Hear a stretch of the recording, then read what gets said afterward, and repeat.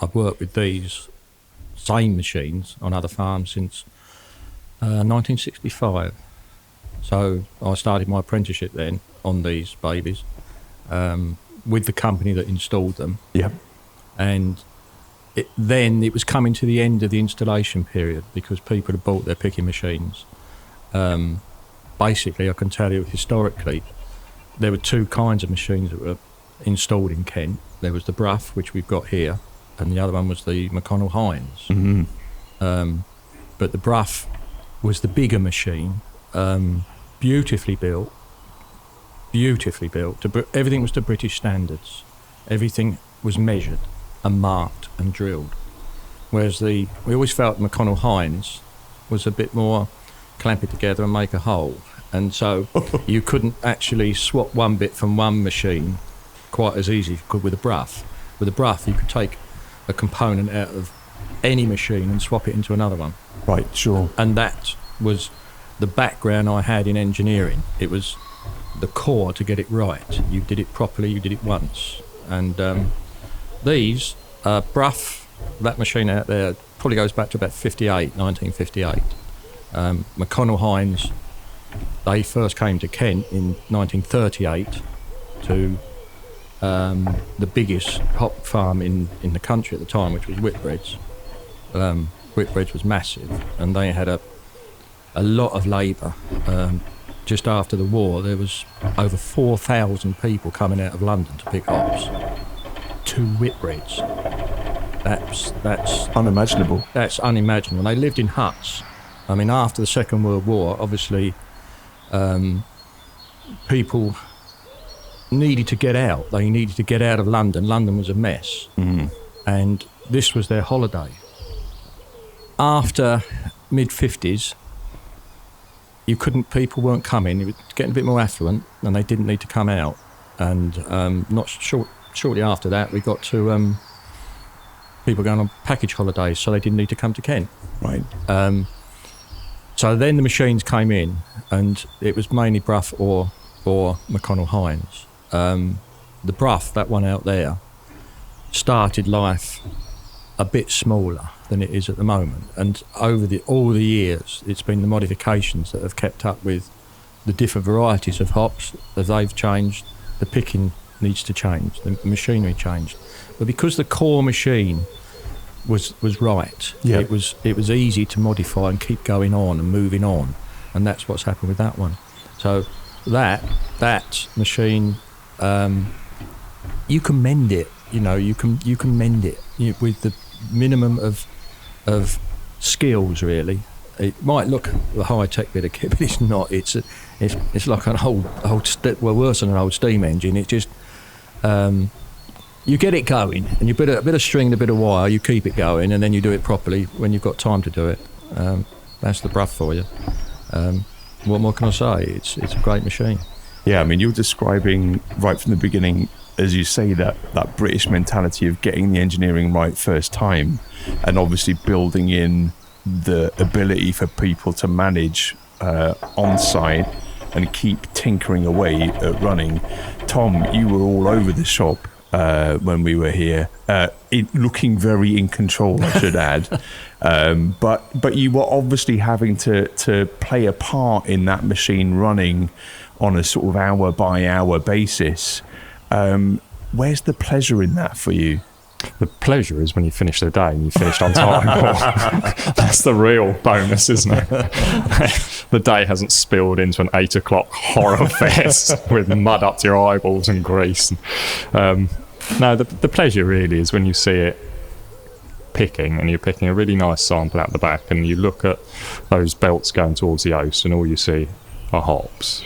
Yeah. Clean hops that haven't been smashed up, that haven't been petals to within an inch of their life. The resin's still in them, the aroma's still in them, and it's as if you've hand-picked them, in effect. So that's the real pleasure when you've got that machine just purring away so nicely that you would almost be unable to say that sample wasn't hand-picked, and you know that I've done right by the crop at the last stage that I'm involved with. And don't get me wrong, the guys in the oats can still cock it up right to the last minute, but they won't.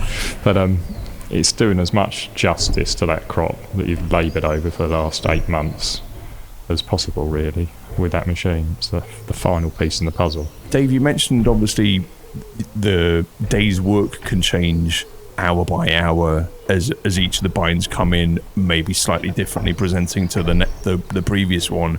How have things changed over time? I mean, if you go back to the start of your career, you know, the hop varietals that were being grown then, some of those varieties are still extremely popular now, but growing conditions have changed, pressure on the hops have changed, you know, demands from brewers have changed. What does that all look like when you're picking? Yeah, quite a bit different. I mean, we've had varieties change over the years.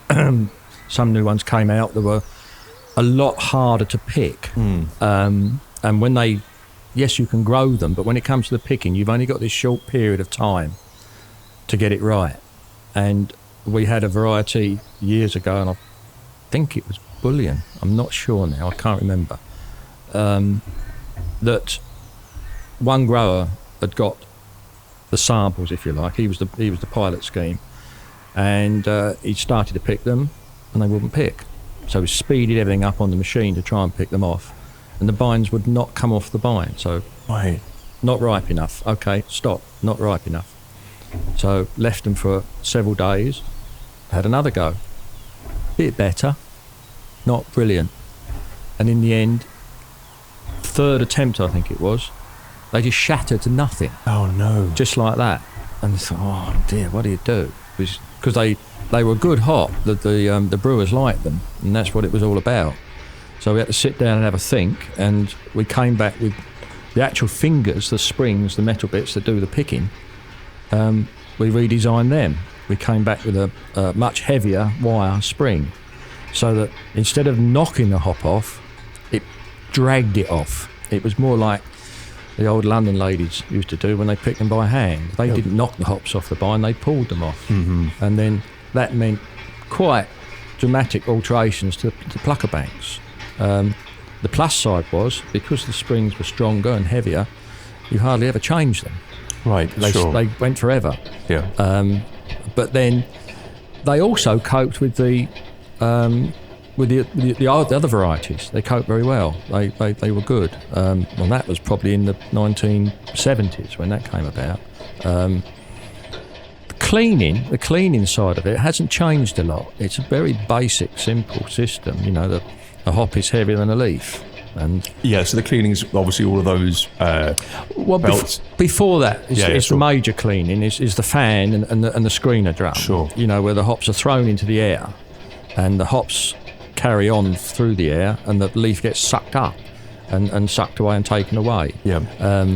But that bit is been like that forever. Yeah. That's the core principle of it. It worked very well. It's very simple. But the other thing is with the machines. That machine out there was designed to do about 12 binds a minute. What are we doing now, Tom? 22? Yeah, this year was 21. 21. And then sort of slowed down to sort of between 11 and 12 on the really thick, horrible stuff. And what have you got on this farm? Over 300,000 binds, I think, isn't it? Something. Yeah, I'd rather not think a lot about the of numbers. 42 acres is what I always go by. It's a lot of binds. Yeah. So the crunch of it is you've got to keep that machine going. Keep it going, whatever happens. If you get someone new come in to run a machine, as soon as there's a problem, they want to hit the stop button. But you're thinking, what can I do to keep it going without hitting the stop button? Yeah, so what is it that drives that mentality? Obviously, you've had an immense amount of experience right from these machines being at the forefront of the industry and new models. And Tom, you're obviously, employing that mentality on a minute-by-minute basis. I've encountered lots of those situations in my little factory and in lots of other little breweries up and down the country and elsewhere in the world where, yes, the problem arises and the first thing everyone wants to do is hit the stop button and figure it all out and essentially go back to reset and restart. What are you thinking about to stop that thought process taking over, and where do you find the courage to keep going?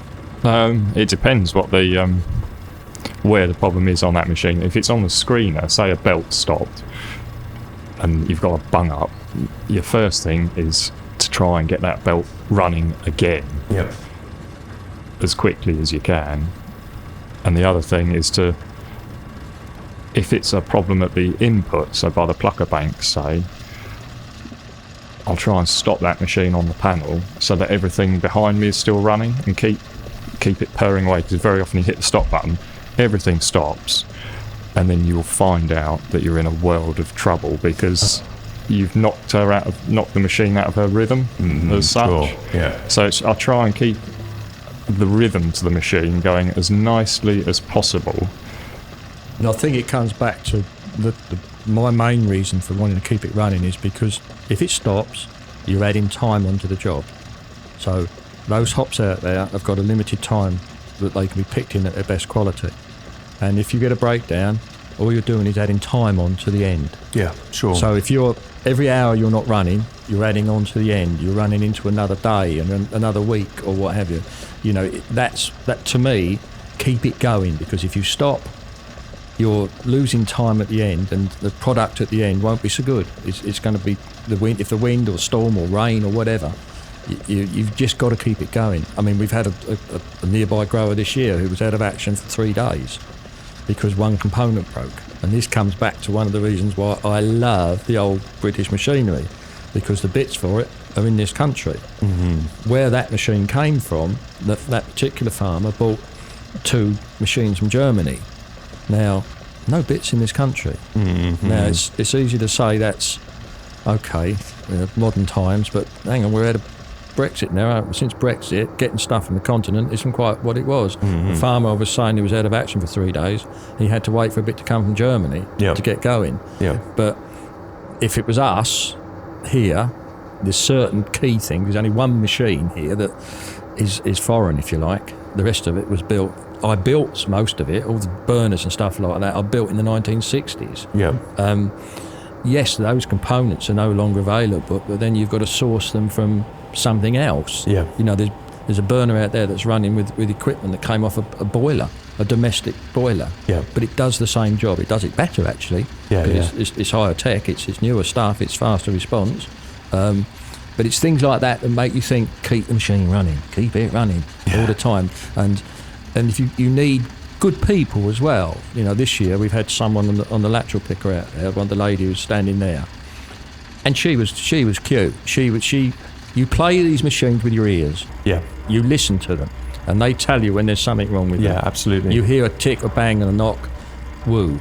You know, as Tom says, if it's a lateral picker, you hit the button, because if it smashes, if certain bits in there smash, you're out of action for 3 days, and probably, well, now I think probably £20,000 to put it right, if the bits are actually available. That's why Tom very acutely is buying up second-hand bits of machinery, because most of it can be made, but it's having it there at that moment where you can just put it in and get going again. It's all about having the resilience, isn't it? To be able to keep going, you've got to be able to pick that crop at the most opportune moment for that crop, and in order to do that, you've got to make sure that you're nearly prepared for every eventuality, or as close to it. Yeah. And that's... Yeah, I mean, the machine, we know if there's something new that is better, I'll use it. You know, I want it.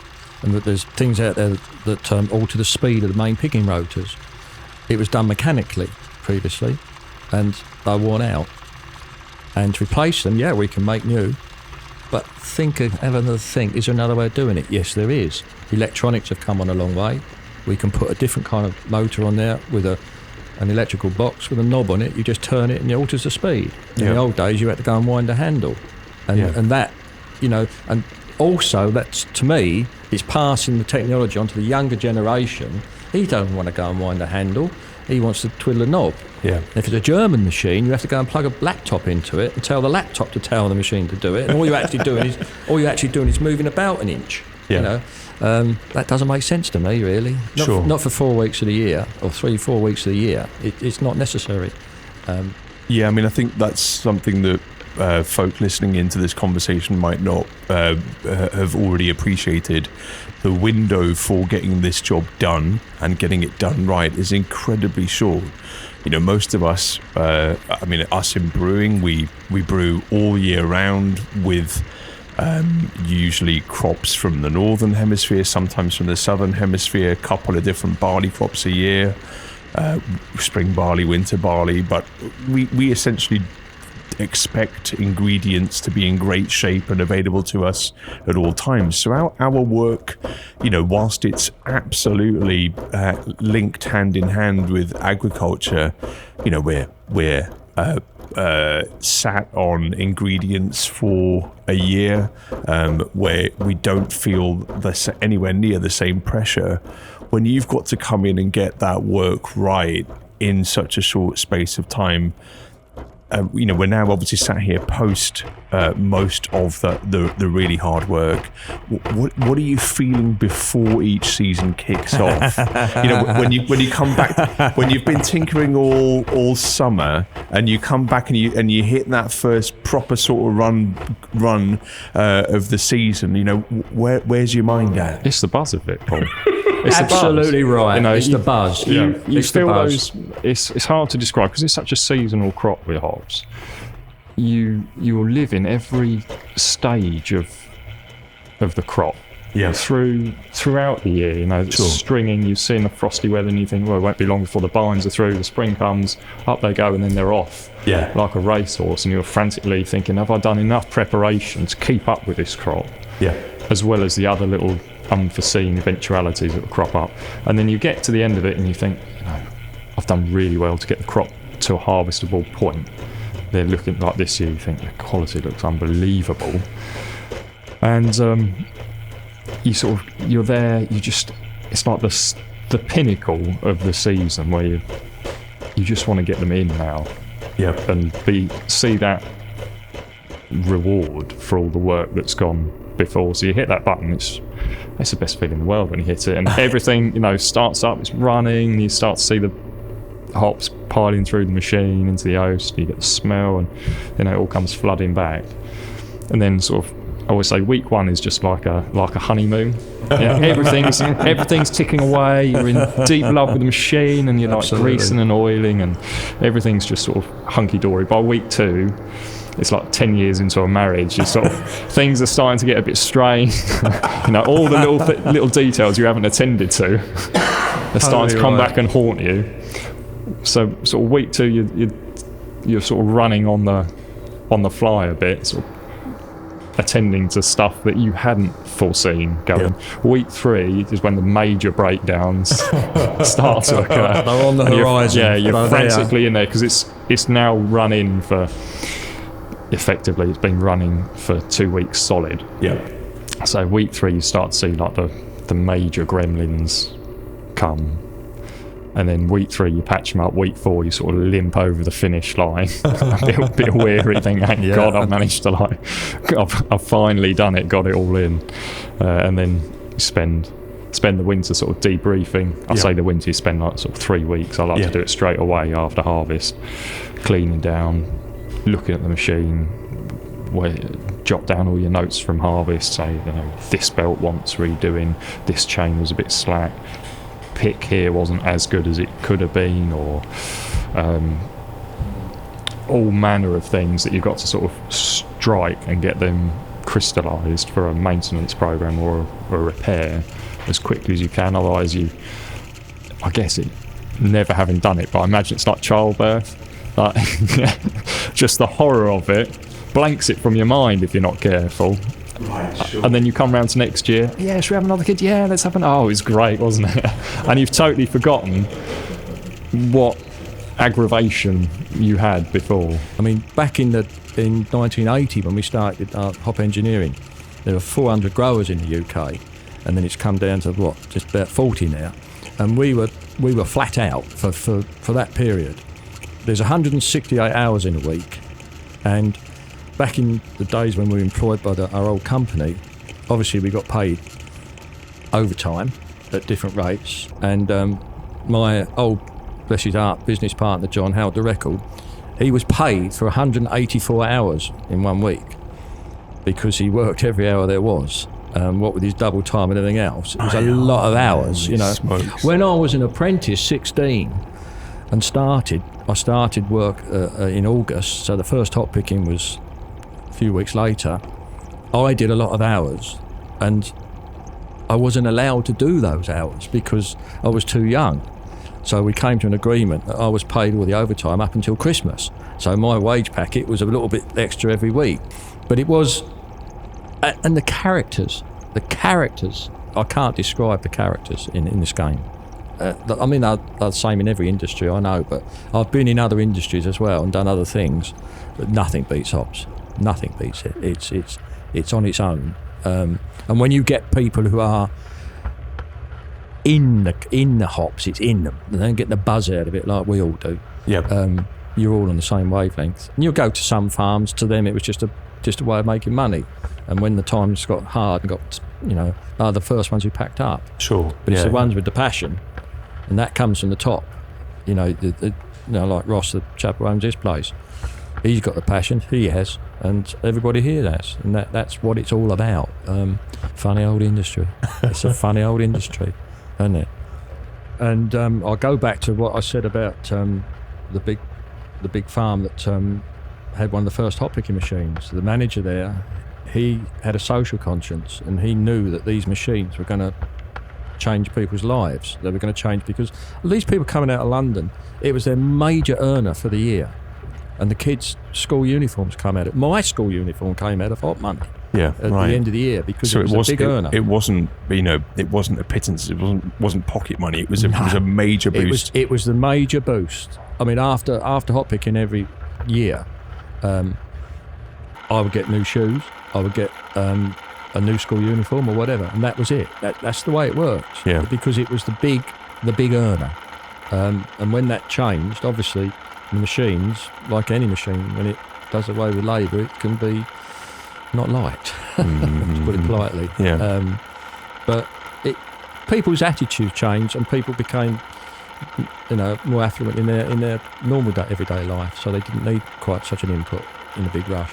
I remember old Alan Wickham saying that, to see it from the other point of view, he said his grandfather, when they put in their first machine, and Alan's father was running the farm, he would deliberately send old Alan out with the grandfather to keep him busy and out the garden. Yeah. Because he couldn't face to see what machine picking was like, hops that would get left in the garden on the top of the wire or spilt out the machine, because he was just used to hand pickers. Nothing was wasted, the vine just curled up. He just found it too distressing to see. That was a major thing, because a lot of farmers fought the picking machines because they said, oh no, you can't be as good. It's not as good as hand picking, nothing ever will be, but you've got to move on. You couldn't afford the labour, you wouldn't get the labour. Sure. Imagine Whitbread's, which was one of the biggest. As I say, that was the one that had 4,000 people. 4,000 suddenly coming out of London. There were special trains. There was, you name it. They were pouring out there for a very short period. And there were major incidents. There was a disease outbreak in, I think it was around about the time of the First World War, and a load of people died. You had not St John's Ambulance, Salvation Army would come and set up camps on site on the big places. Goudhurst, the farmer at Goudhurst, I did a big job there, and he was in his 70s when I did this job, and he regaled me with stories of when he was a boy, of the ladies from London fighting in the hop gardens, and he'd been told to go away because it's not for you, boy, you get out of it. And Goudhurst, for instance, there was a station there, which is not there anymore, railway line went, and they poured into there, and all the shops in the village put metal barriers up in the shops, and they only served, these were Londoners, these were from the smoke, we got to watch these. So they put barriers up, and there was just a slot underneath that they passed the stuff through, and the money came back the other way, because it was, and that went on every year, because it was a major issue. It was a different world, really. Sounds like a very complicated social dynamic. So, I get a sense from what you're describing of, the pain of the employer, the socially conscious employer, looking at winding up this very necessary and an important income stream, then the kind of nuisance elements of having that many people bowl through each end of summer. When you look back on those days, it sounds to me as though obviously the efficiency of handpicking has played a very, very important part of setting the standard for the machinery. And Tom, it was interesting hearing one of your first comments today in this conversation being about, seeing those hops go off for drying looking like they've been handpicked. I mean, that's still the benchmark. Yeah, and it definitely is. There's no two ways about it. I always think when it's a funny thing, because a lot of I didn't come from the hop industry initially. I came from amenity horticulture, albeit high-end amenity horticulture. And so the first thing I'll do when I look at a machine is I'll go and look at what's coming out the back end, the waste, and then I'll go and look at what's coming to the host. And after that, I'll go and look at the actual machine itself. It's what's going out the back, out to waste, is the most telling part of how well that machine is doing. Either there'll be too many hops on the vine, or you'll end up with a load of fish skeletons, which means that you'll be putting too much leaf and rubbish into the machine to then be clean. Yeah. And so if I'm happy with what's gone out to waste, I can go straight to the host and go, yeah, that's sensible. That's coming in just as I'd want it. And you can go back and either make a tweak to the machine or give yourself a pat on the back because you got it right first time, which is unlikely. Look, you don't want to be sending stuff off to the brewery and there's a load of strig, i.e. branch, or leaf and petal. You want the brewer to open it and go, that's what I'm paying for. There's the aroma, there's the cone. Albeit that most of you are going to be using pellets and whirlpools and all this sort of downstream product. So but the emphasis still remains the same. If you are using a proper hop bed to brew, you don't want to be putting all sorts of tat in there. It wants to be a decent cone you're going to make good beer from and go, well, that was worth the money. Pat on the back to the farmer. I think that's one of the reasons why it's so important to us to be able to build relationships with folk like yourself, because what we need ultimately is part of what you need too. And if we can best serve our customers, our drinkers, with your product, keep that feedback loop and that conversation going between ourselves, we're highly likely to be able to give you a heads up of any changes that are coming through from the consumer base. And ultimately, obviously, as I've said, you supply us annually. We brew all year round. We get loads of feedback opportunities to come back to you and say, this is how things are moving. We've talked a lot about the history of this region and obviously some of the history of the machinery. How do you guys feel? Obviously it's a difficult subject to bring up and have any joy about it, because we're talking about an enormous industry in the past and a real low volume ebb right now. But with what's being done, I think to kind of draw a wider variety of brewers into the world of UK hop growing, create hopefully more interesting products that can reach new audiences and fight against the decline in interest in some of our traditional beers. How does the future look to you guys? Is it something that you're hopeful about? Do you just look at what's gone on in the past as an unrepeatable high point? You're looking at me. I've had the best. Yeah. The younger generation. It's hard. It's hard. It's a world market. Yeah. I remember when the first hops that were picked during hop picking, the brewers were screaming for them because they didn't keep. We hadn't got. In those days, it was a pocket of hops. Yeah. And they were raw. And by the end of July, August, they were not as nice as they could be. So the first hops went off the farm when in those days they were pressed into pockets, and I can remember the lorry from the brewery coming to the farm the second day of hop picking, which is when the first lot of hops came out of the oast kiln, and they were on the lorry and they were to the brewery immediately because they needed them. And now we can process a meerenkein for 10 years. And that's what it's about, isn't it? But it's going to be varieties, I think, which is really...